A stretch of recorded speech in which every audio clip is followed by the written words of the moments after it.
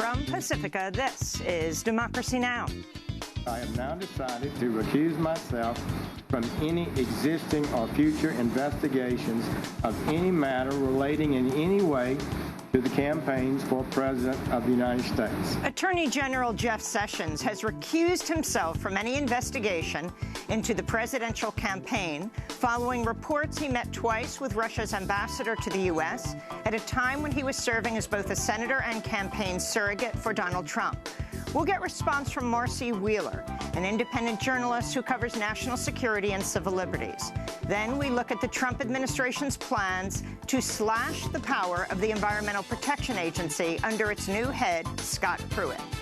I am communicating a message that the Brownfields program, the Superfund program, water infrastructure, WIFIA grants, state revolving funds are essential to protect. But a leaked copy of the EPA's new budget reveals plans to eliminate programs on climate change, toxic waste cleanup, and environmental justice, slash the work staff by 20%, and cut funding for state-level clean air and water programs. We'll get response from Winona Howder of Food and Water Watch and Bill Becker of the National Association of Clean Air Agencies. Finally, as Honduras marks the first anniversary of the assassination of the renowned environmental activist Berta Cáceres, we look at a new investigation that links the U.S. military to her murder and at a new bill to cut U.S. military funding to Honduras. In particular, the law mandates a suspension of all military aid that the United States gives to Honduras until the murder case of Berta Cáceres is solved in an effective manner. All that and more coming up.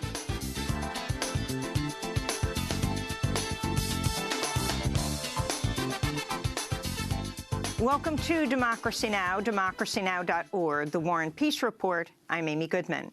Attorney General Jeff Sessions said Thursday he'll recuse himself from any investigation into last year's presidential campaign following reports he met twice with Russia's ambassador to the U.S. while serving as campaign surrogate for Donald Trump.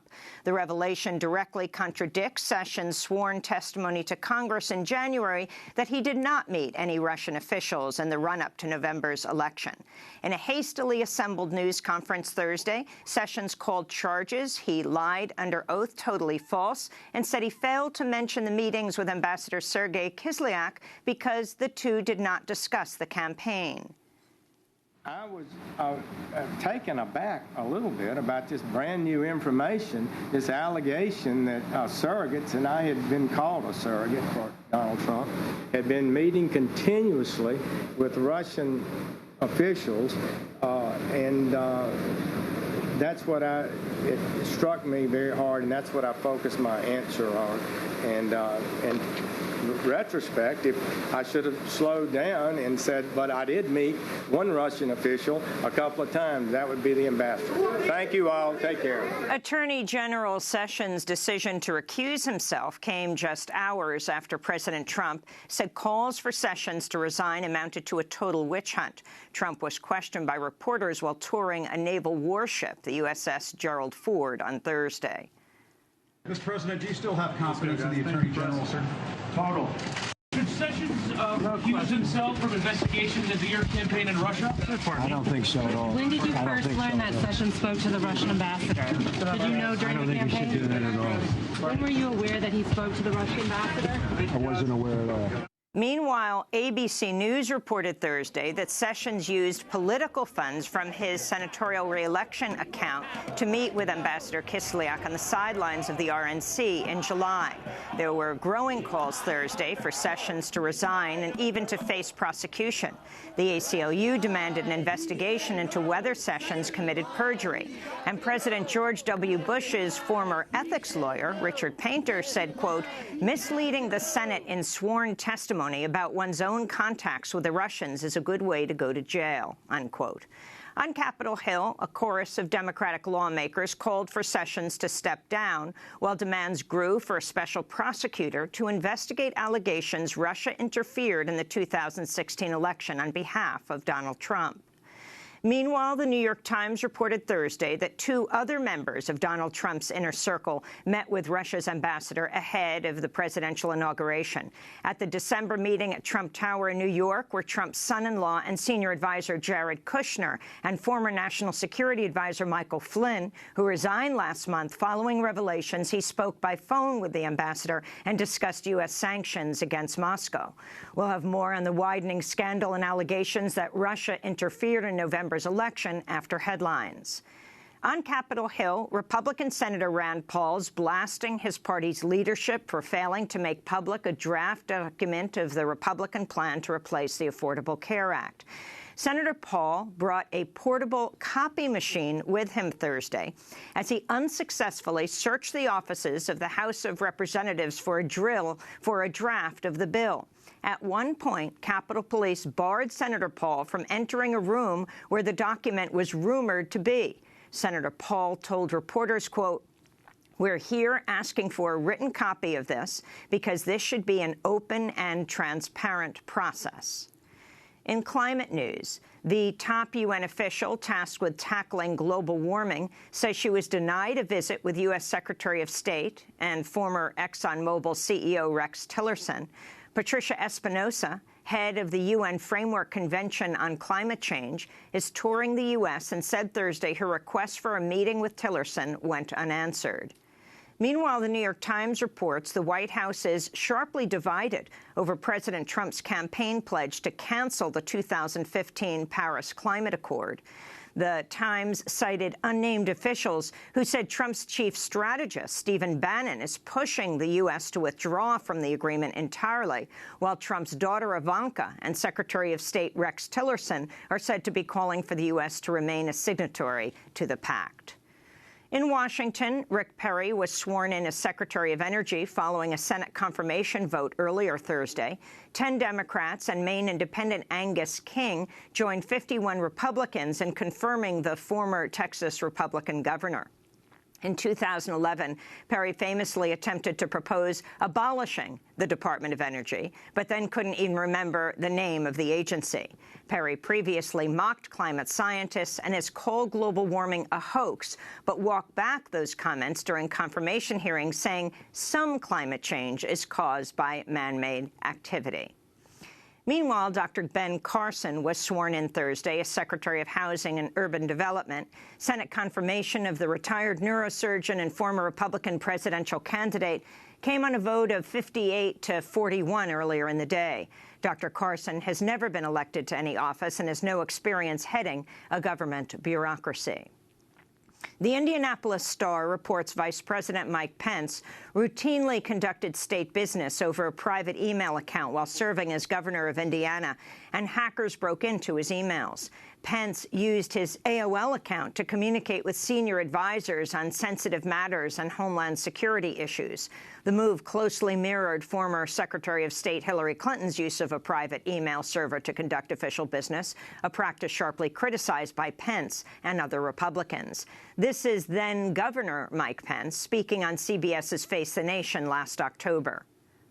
Literally, Hillary Clinton had classified information on a private server that she said she didn't have, that she emailed classified information that she said she didn't do.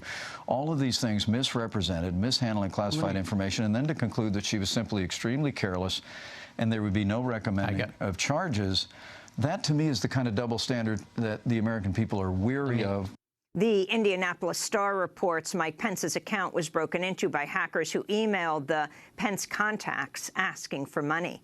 In a statement, Vice President Pence's office said Thursday that Pence was making his emails public and had not violated Indiana's Access to Public Records Act. President Donald Trump toured a nuclear-powered aircraft carrier in Virginia Thursday, using the massive warship as a backdrop to push his plan to increase the Pentagon's budget by $54 billion. Our military requires sustained, stable funding to meet the growing needs placed in our defense. Right now, our aging frontline strike and strike fighters, the whole aircraft, many, many aircraft, are often more likely to be down for maintenance than they are to be up in the sky. Our Navy is now the smallest it's been since, believe it or not, World War I. Don't worry. going to soon be the largest it's been. On Monday, Trump proposed increasing the military budget to just over $600 billion, a nearly 10% increase, while deeply slashing the budgets of other agencies, including the EPA and the State Department. In Yemen, U.S. warplanes and drones bombed targets across 3 provinces overnight in what the Pentagon said were 20 airstrikes targeting al-Qaeda in the Arabian Peninsula. They were the first direct U.S. attacks on Yemen since a botched raid in January left 25 civilians and 1 U.S. Navy SEAL dead. The strikes came after the White House said it's given wide latitude to the Secretary of Defense and top generals to carry out attacks without presidential approval. In Syria, pro-government forces recaptured most of Palmyra 2 months after ISIS took control of the ancient city. It's the 4th time the city, which is home to a World Heritage Site, has changed hands during Syria's civil war. In Egypt, a court has acquitted former dictator Hosni Mubarak on charges of murder over his crackdown in 2011 that killed hundreds of people opposed to his 30-year rule. The ruling clears the way for Mubarak's release from detention. Amnesty International says Mubarak's treatment contrasts sharply with that of hundreds of journalists and human rights activists who face mass arbitrary arrests, unfair trials, and torture over their political dissent. In Honduras, hundreds of protesters rallied outside the Honduran Supreme Court building Thursday to demand justice for Berta Cáceres, the famed environmental activist and feminist leader who was assassinated in her home over a year ago. 8 men have been arrested as suspects in Berta's killing, including 1 active Army major and 2 retired military members. 2 of these suspects reportedly received military training in the United States. This is Berta Cáceres' daughter, Bertita Isabel Zuniga Cáceres. Así que estamos aquí. We are here to denounce the lack of justice. The authorities want us to feel that the case has been resolved. On the contrary, we're saying that the process is full of irregularities. It won't imprison nor guarantee the sentencing of those people who have been arrested. At Thursday's demonstration in Tegucigalpa, police in riot gear fired tear gas at protesters who responded by hurling rocks. Protesters were demanding an end to impunity for the killers of more than 150 land rights activists in the Aguan Valley since 2009. We'll have more on the assassination of Berta Cáceres after headlines. In Rochester, New York, vandals toppled more than a dozen headstones at a Jewish cemetery Thursday, defacing some of the grave markers. New York Governor Andrew Cuomo ordered police to investigate the vandalism as a possible hate crime. It was at least the 3rd desecration of a Jewish cemetery in the U.S. over the past 2 weeks. At the Vatican, a prominent member of a commission advising Pope Francis on how to end clerical sexual abuse stepped down this week to protest what she described as inaction by the Church. Marie Collins, an Irish survivor of childhood sexual assault by a priest, said Wednesday she could no longer work with the commission because Vatican officials refused to implement basic protections for children and vulnerable adults. Collins' resignation came as the Archdiocese of New York petitioned a court for permission to mortgage $100 million worth of church property in Manhattan in order to fund compensation for victims of sexual abuse by priests. MSNBC has obtained a leak intelligence document from the Department of Homeland Security that undercuts President Trump's rationale for a ban on refugees and travelers from some majority Muslim nations. The Rachel Maddow Show reports the leaked document makes the case that most foreign-born U.S.-based violent extremists are only radicalized after living in the U.S. for a number of years and are unlikely to pose a threat upon arrival. In an update to a story we reported on Thursday, ICE has released a 26-year-old El Salvadoran asylum seeker who was removed from a Texas hospital in handcuffs and taken back to a private jail after she'd been diagnosed with a brain tumor. On Thursday, Sara Beltran Hernandez was granted a $15,000 bond, and her family raised the total sum to secure her freedom. Beltran issued a statement thanking supporters who made calls for her release, saying, quote, "I can now get the medical care I need and be reunited with my family." You can go to democracynow.org to see the whole discussion on Thursday's show. In more news from Texas, a woman arrested by immigration officials at a courthouse where she was seeking a protective order against an abusive boyfriend has now been charged with illegal re-entry to the United States. County officials believe the agents acted after a tip-off from Irvin Gonzalez's alleged abuser. Women's rights advocates have argued that the arrest of Gonzalez sends a message to survivors that if they seek help, they will be deported or jailed. In Mississippi, lawyers for Daniela Vargas say ICE officials are preparing to deport the 22-year-old undocumented immigrant without a court hearing.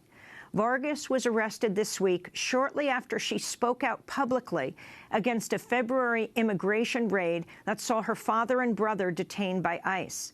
Vargas was brought to the U.S. from Argentina as a child. She has a pending application for a renewal of her DACA status, granting her permission to live and work in the United States. And a bill before the Arkansas State Legislature would prohibit publicly funded schools from teaching the works of legendary historian Howard Zinn. House Bill 1834 would bar teachers from including all of Zinn's writings from 1959 through his death in 2010.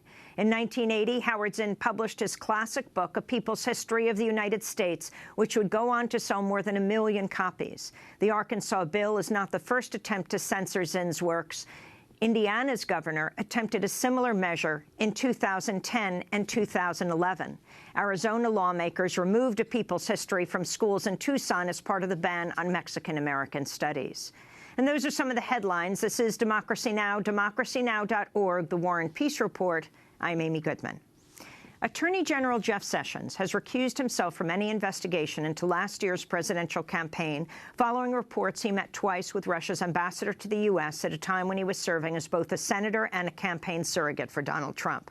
The revelation directly contradicts Sessions' sworn testimony to Congress in January that he did not meet with any Russian officials in the run-up to November's election. On Thursday, Sessions called charges he lied under oath totally false and said he failed to mention the meetings with Ambassador Sergei Kislyak because the two did not discuss the campaign. I was taken aback a little bit about this brand new information, this allegation that surrogates, and I had been called a surrogate for Donald Trump, had been meeting continuously with Russian officials, and that's what it struck me very hard, and that's what I focused my answer on.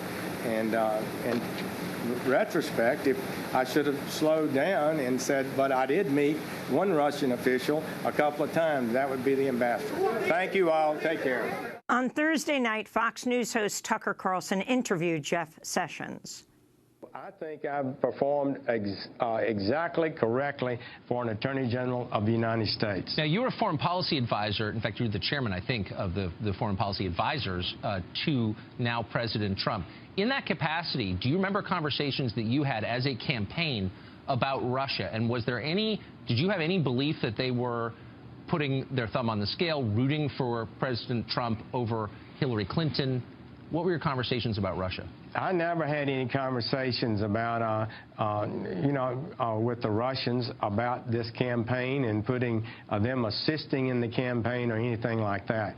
I went out and spoke and I campaigned for Trump, but I was not involved in anything like that, you can be sure. But did the campaign, I guess my question is, did the campaign believe that the Russian government, the Putin government, favored Trump over Clinton in this race? I have never been told that. I've never been told that. Do you think they did? I don't have any idea, Tucker. You'd have to ask them. Many Democratic lawmakers are still calling for Attorney General Jeff Sessions to resign. But President Trump has said the Attorney General has been the victim of a, quote, total witch hunt. Sessions' recusal comes less than 3 weeks after Trump's national security advisor, Michael Flynn, resigned after it was revealed he had discussed sanctions in a call on December 29th with the Russian ambassador, then lied to Vice President Mike Pence and other top White House officials about it. Meanwhile, on Thursday, the New York Times revealed that Flynn and Trump's son-in-law and senior advisor, Jared Kushner, held a meeting at Trump Tower with the Russian ambassador ahead of the presidential inauguration.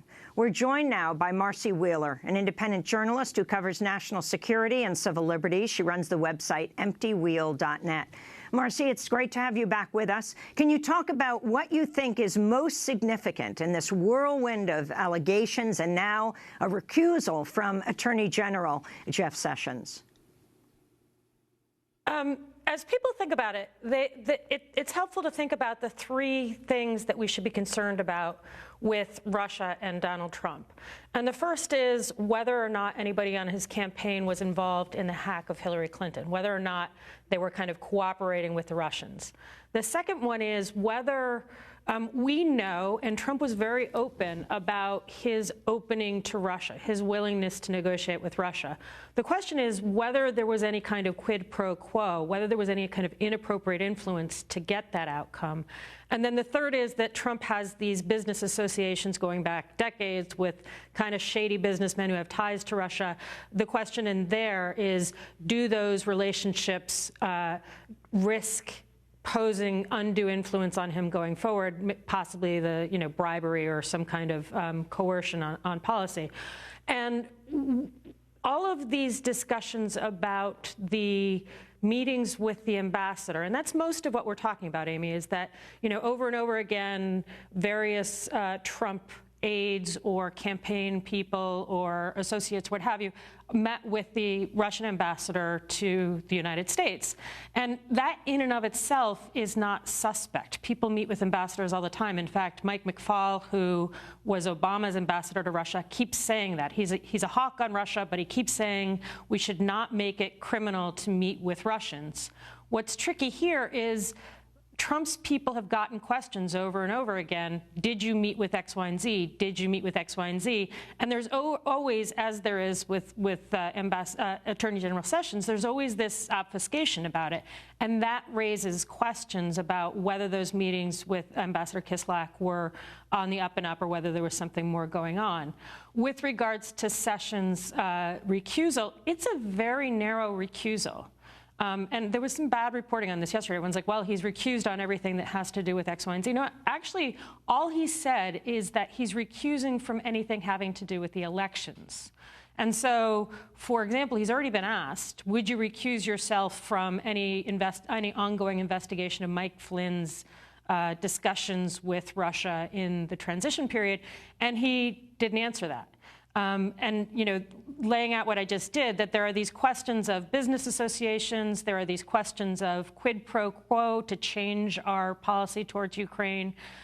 Those aren't election-related per se, unless they were quid pro quos to elect Trump in order to implement this Ukraine policy. And Sessions hasn't recused from that. And so, and those are, frankly, I think, where some of the biggest smoke is. So he hasn't recused from that yet. He actually was asked twice during his confirmation process about ties to Russia.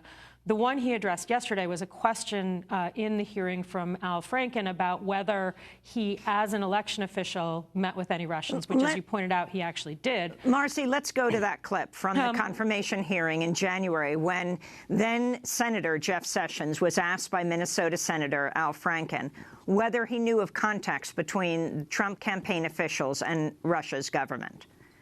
If there is any evidence that anyone affiliated with the Trump campaign communicated with the Russian government in the course of this campaign, what will you do?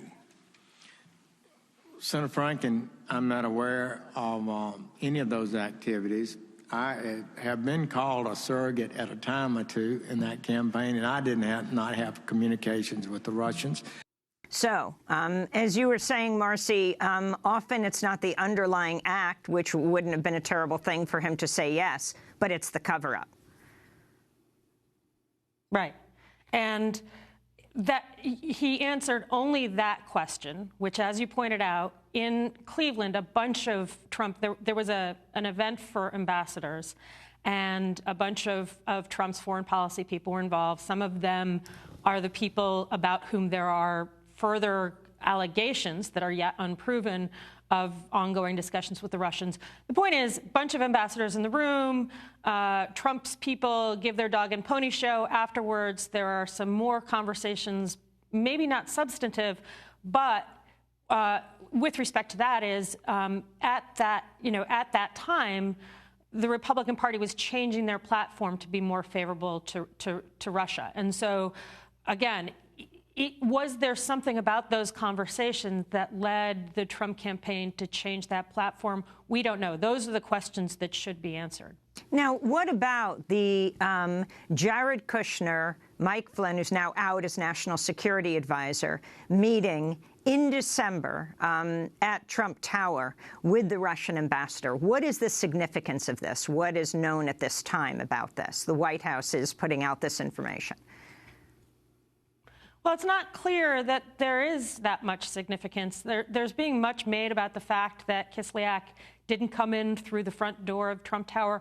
A lot of people didn't come in through the front door of Trump Tower during the transition period. And remember, there was that meeting with the tech CEOs with Trump. A couple of them didn't come through. I think Tim Cook maybe came through the basement entrance. Does that make Tim Cook a Russian spy? Probably not. You know, the point. In fact, I'd say definitely not. But the point is that Trump is not being very forthcoming with these relationships, and there's this drip, drip, drip of yet another tie. The Kislyak ones, I think we don't have to be all that worried about.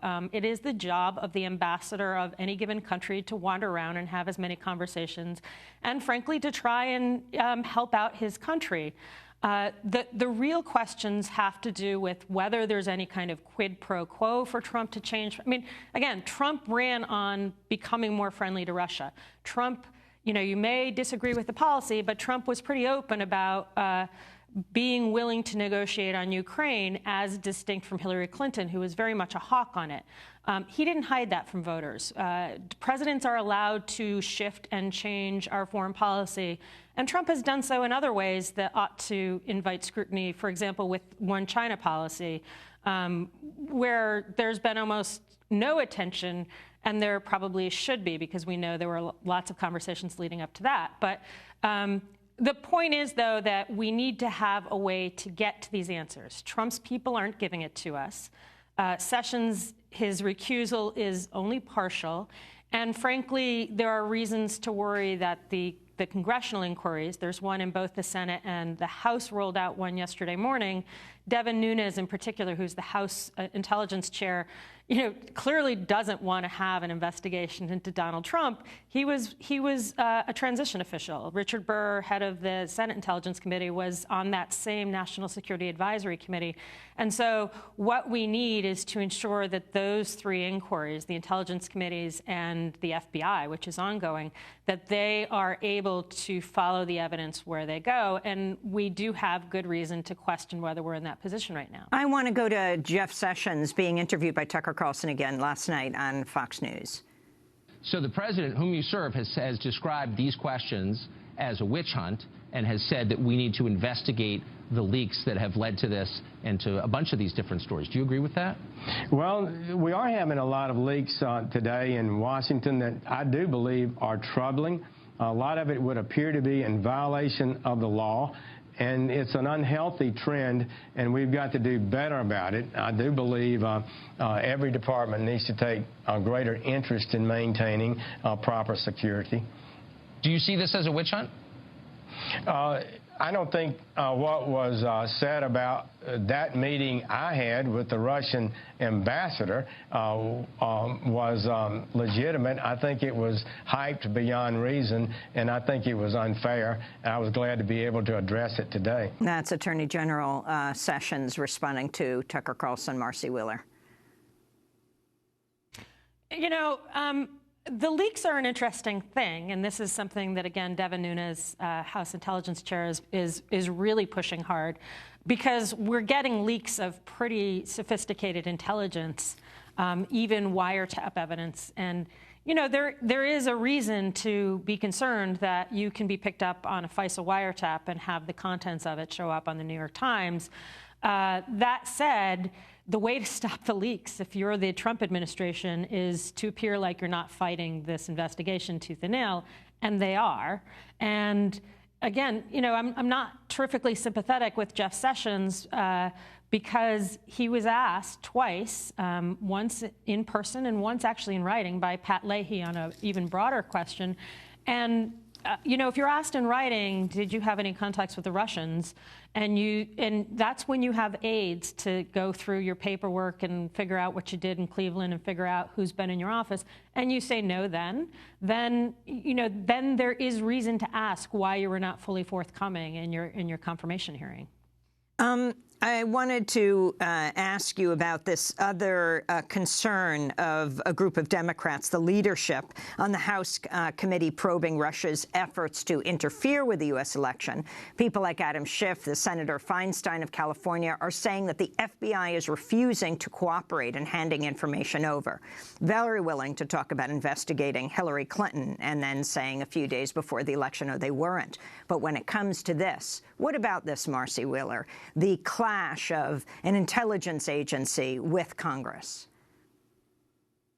You know, I'm a little bit less worried about this than those Democratic leaders are, and that's partly because I've covered Jim Comey for years, and he's very self-righteous. He likes to think of himself as this great crusader, not necessarily a good thing as FBI director. I said that when he was confirmed under the Obama administration, but Democrats at that point thought he was, you know, he was pure and great. The Hillary investigation was public. Congress was involved in it. Yes, it was leaking like a sieve. And you know, what Jim Comey did last July and follow up in October was completely inappropriate. You know, don't get me wrong. That was the unusual thing. But I think it should be treated differently from an ongoing counterintelligence investigation. I mean, there are people who, for example, might be sources named in the dossier that Christopher Steele, a former MI6 agent who this dossier got leaked by BuzzFeed in January. There are people who might be sources in that who have since died in suspect circumstances. Four actually, Russians have been charged with treason with allegations that they're tied to this investigation. The reason you don't want a counterintelligence investigation to be shared with a Congress that is obviously leaking is because stuff like that, I mean, not only can the targets of the investigation find out and work to undercut the investigation, but people can get killed or charged with treason, and that's not going to help us get to the bottom of this. So, you know, Pelosi, Schiff are absolutely right to be furious at Comey for what he did against Hillary Clinton last year. I'm not excusing that at all. But they should at least take a step back and think about whether they want the FBI investigation to be successful or whether they want it to be politically damaging, because those may be two different things. Set aside the hacking of the election. When it comes to Donald Trump's business interests and this whole question of, you know, is he invested in Russia? Is there something we should understand why he's so favorable to Vladimir Putin? That the question is really, do they have something invested in his projects everywhere from Trump Soho to his buildings when he couldn't get, you know, credit extended from banks because he had declared bankruptcy so many times and had so much financial problems that the oligarchs supported him, and deep concern about what his financial obligations are to them, and how this fits into this bigger story of him not releasing his tax returns and not being transparent, why people are so concerned, separate from the question of whether Russia hacked the elections. Right. I think that is something people should, and they're distinct issues, as you pointed out, and people should remember that they're distinct issues. Because what we're talking about with those business concerns, and it's not just Russia. Again, this is an area where we should have as many questions about China, if not more so, than Russia. Although some of his closest associates, you talked about the Soho project, are tied to Russia and do have ties to the mob. And that is a very fair question that we should be able to get answers to. Does he have relationships with people who have some kind of sway over him, over Trump, the brand? And if so, is that going to lead him to make decisions that he otherwise might not make? But, you know, the other thing to remember is Trump is, you know, sort of authoritarian. He is culturally very similar to oligarchs, whether they're Russian or Chinese or what have you. And we need to distinguish those two things. The shady business deals, definitely worth interrogation. Is the fact that he is culturally authoritarian and racist and so on and so forth. Those are all things that were true before Russia hacked the election, for example. So it just takes some nuance, I think, to remember what we really should be able to get answers on, need to be able to get answers on, and those things which are Donald Trump being Donald Trump and being kind of straight up about who he is and who voters, for better or worse, elected in November. Are you concerned, we just have 30 seconds, of a new kind of Cold War developing, led by Democrats, that could be used to justify, interestingly, what Donald Trump is pushing for, the president who's more favorable to Russia, which is a nuclear arms race, a new nuclear arms race, and a massive increase in the Pentagon spending? And not just that, but also, I mean, as Mike McFaul, former ambassador to Russia, has said, it should not be illegal to speak to Russians. That's not illegal in this country. And if Democrats are pushing for it to be illegal, that's a problem, because that's when we get into this level of suspicion for just interchange, which we should be in support of. Right. Marcy Wheeler, I want to thank you for being with us. Independent journalist, covers national security and civil liberties, runs the website emptywheel.net. This is Democracy Now! Stay with us.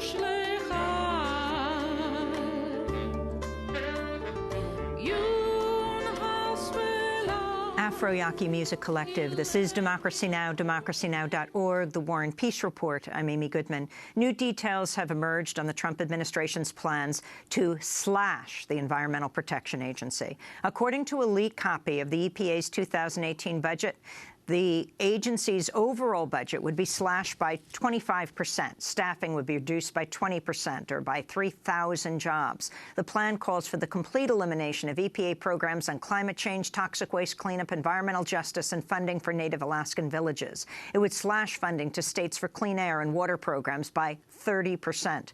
New EPA Administrator Scott Pruitt appeared to downplay the severity of the cuts in a speech Thursday to the U.S. Conference of Mayors. In this budget discussion that's ongoing with Congress, it's just starting. So there are some concerns about some of these grant programs that EPA has been a part of historically. I want you to know that with the White House and also with Congress, I am communicating a message that the Brownfields program, the Superfund program, water infrastructure, WIFIA grants, state revolving funds are essential to protect. The proposed cuts to the EPA's budget come as the Trump administration's vowed to roll back Obama-era EPA actions, including major climate change regulations like the Clean Power Plan and climate change research. On Tuesday, Trump signed an executive order to begin the process of rewriting the 2015 water jurisdiction rule known as Waters of the United States, a law opposed by many conservatives. The act gives the federal government broad authority to limit pollution in major bodies of water, as well as in streams and wetlands that drain into those waters. This is President Trump speaking at the signing of the order. EPA's so-called Waters of the United States rule is one of the worst examples of federal regulation, and it has truly run amok and is one of the rules most strongly opposed by farmers, ranchers, and agricultural workers all across our land. It's prohibiting them from being allowed to do what they're supposed to be doing. It's been a disaster. The EPA's regulators were putting people out of jobs by the hundreds of thousands, and regulations and permits started treating our wonderful small farmers and small businesses as if they were a major industrial polluter. They treated them horribly.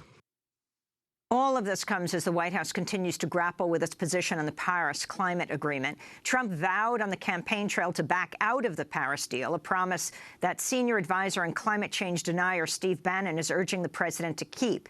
However, Secretary of State Rex Tillerson, the former head of Exxon, said during a Senate confirmation hearing in January he hopes to stay in the climate pact. Well, for more, we're going to Washington, D.C., where we're joined by two guests, Winona Howder, Executive Director of Food and Water Watch, and Bill Becker, Executive Director of the National Association of Clean Air Agencies. We welcome you both to Democracy Now! Winona, let's begin with you. What about the slashing of the EPA programs and staff? Well, it's outrageous, and I think we have to put it in context. The slashing of staff would put the number of employees down to about 12,400.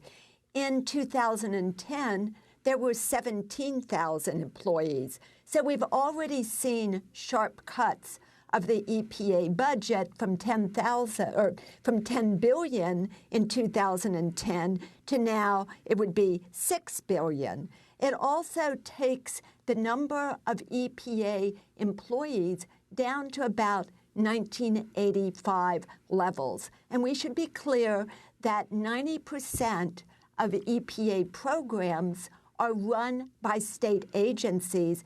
Half the staff is located in regional offices. So Scott Pruitt is talking out of both sides of his mouth. He said during his hearing that he believed that the states should be enforcing environmental laws, and yet they're cutting the budget so that the states will not have the funding to be able to keep our most precious resources clean. Waters of the United States rule. Talk about the significance of this, Winona. Well, I think most Americans believe that safe drinking water is important. They want their tap water to be safe to drink. If there are chemical pollutants going into small streams, they eventually reach a large body of water that in many cases is going to be used for drinking water. And the American Farm Bureau has been one of the largest lobbyists against anything to do with protecting water bodies. And they really represent not small farmers, but agribusiness and the chemical industry. And so this is really going to be devastating to drinking water, along with the other cuts that we're going to see. You are head of the National Association of Clean Air Agencies. How is the air we breathe affected by these proposals? It's going to be overwhelming. It's going to rip the soul out of state and local governmental implementation. There are more people who die from air pollution today, 40,000, than from almost not only every other environmental problem, but most other social problems we face. Like terrorist attacks. Like terrorist attacks, like drunk driving, like gun violence. And yet, we simply don't have the luxury of sweeping these budget cuts under the rug and ignoring them. There are three basic problems with the budget cuts. Number one, as Winona said, it slashes the EPA staff and the EPA budget by 20 to 25%. That's unsustainable at a time when we need EPA to be the backstop. Second, as you pointed out in your preliminary remarks, this budget eliminates 38 very important bipartisan successful programs, ranging from brownfields development to reducing diesel emissions from trucks and from construction equipment. It eliminates almost entirely money that goes to the Great Lakes. It eliminates the radon program.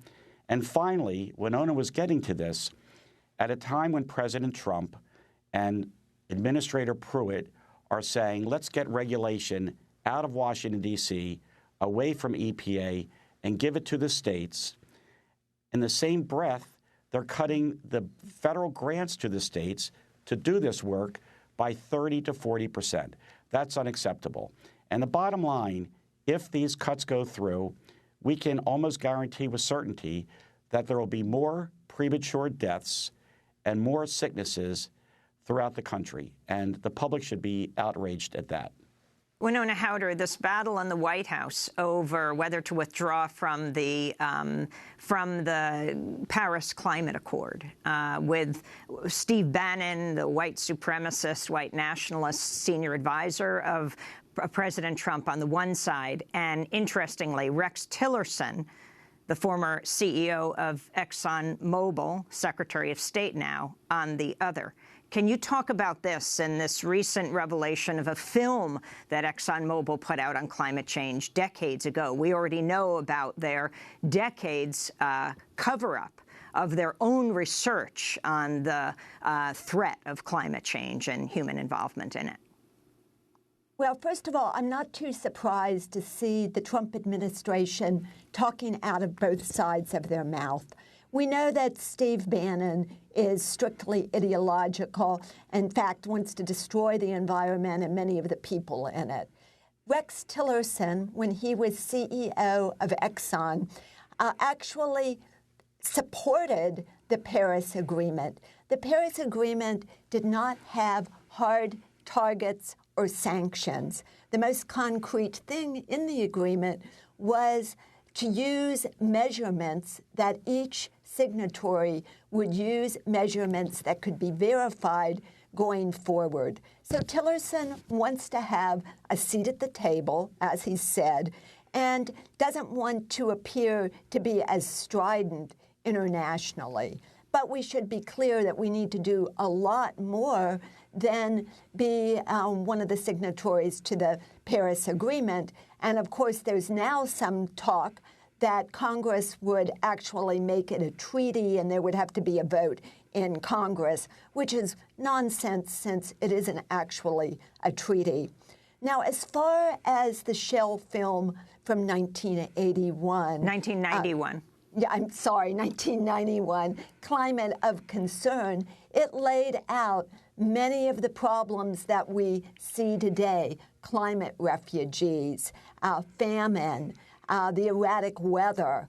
And so it's not too surprising that Shell put out this film at that time, because we know that from the 1960s at least, Shell, Exxon, Chevron, the American Petroleum Institute, they were meeting, they were talking about science, they were hiring scientists to do climate research so that they could be on top of policies related to climate. What they didn't do is stop using fossil fuels. They used that science for their propaganda machine to continue investing, as Shell has, in the tar sands, in supporting lobbying machines like ALEC to lobby against the policies that would actually protect us against climate change, which really is the most pressing issue that we face going forward. We have to wrap up, but Bill Becker, I wanted to ask you, are these done deals, slashing the staff by 20%, slashing the climate justice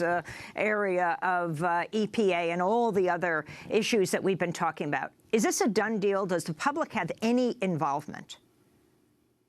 It is not a done deal if we can help it. I was one who received a copy of the leaked document, and my goal was to shine as bright a light on the details of this document so that other groups, Winona's group and many, many, many other groups, including Congress, can weigh in and allow the public to understand that the air they breathe, the water they drink, can be hazardous to your health. And it takes money and staff, not only at EPA, but at the state and local governmental agencies to protect public health. These were laws set by Congress. They were to be administered by state and local agencies with EPA oversight, and we will do everything in our power to try to restore these recommended cuts.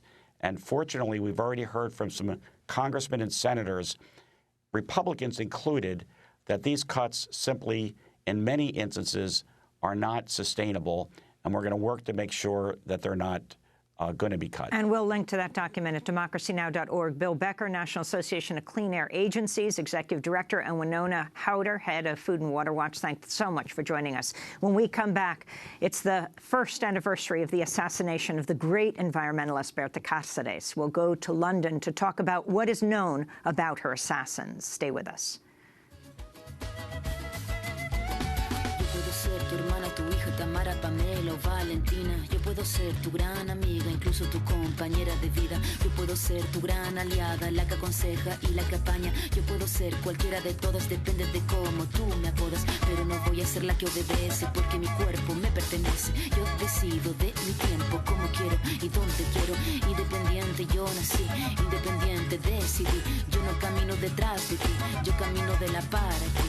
Tú no me vas a humillar, tú no me vas a gritar, tú no me vas a someter, tú no me vas a golpear, tú no me vas a denigrar, tú no me vas a obligar, tú no me vas a silenciar, tú no me vas a callar. No sumisa ni obediente, mujer fuerte, insurgente, independiente y valiente, romper la cadena de lo indiferente, no pasiva ni oprimida, mujer linda que das vida, emancipada en autonomía, antipatriarca y alegría.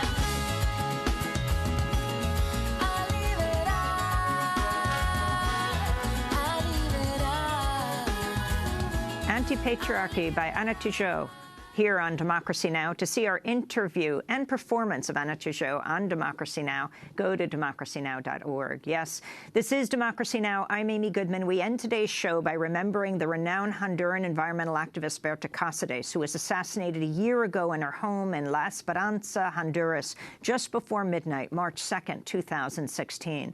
Berta Cáceres was the co-founder of COPIN, the Civic Council of Popular and Indigenous Organizations of Honduras. In 2015, she won the prestigious Goldman Environmental Prize for her decade-long fight against the Agua Zarca Dam, a project planned along a river sacred to the indigenous Lenca people. On Thursday, hundreds rallied outside the Honduran Supreme Court building to demand justice for Berta Cáceres and for the license of the company behind the Agua Zarca Dam to be revoked.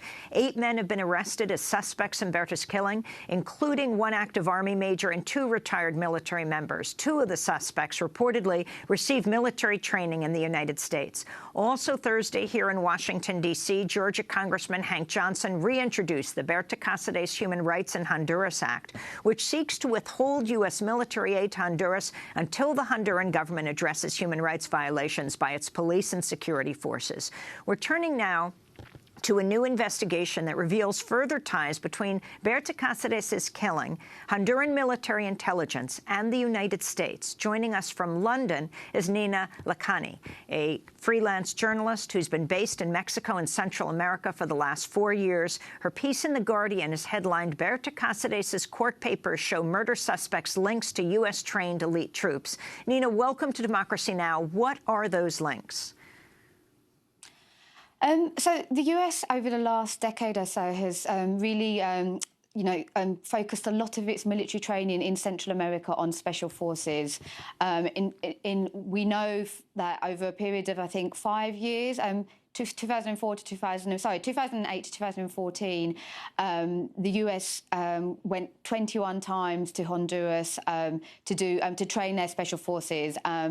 2 of the military men who have been charged with her murder and the attempted murder of Gustavo Castro were special forces. So Major Mariano Diaz, who was he is a veteran special forces officer, at least 7 years according to his military records. And also Sergeant Henry Hernandez, who had left the military in 2013, but he was special forces, 3 years in the special forces, and worked under the direct command of Major Diaz.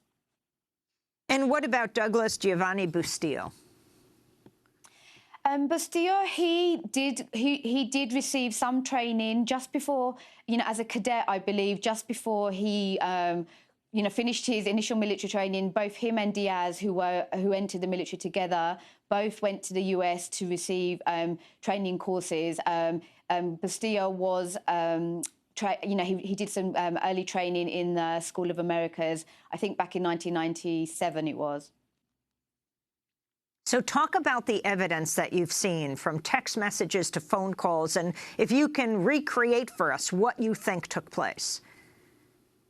So the evidence really points to, I think, a very well-planned military operation really that took place that night.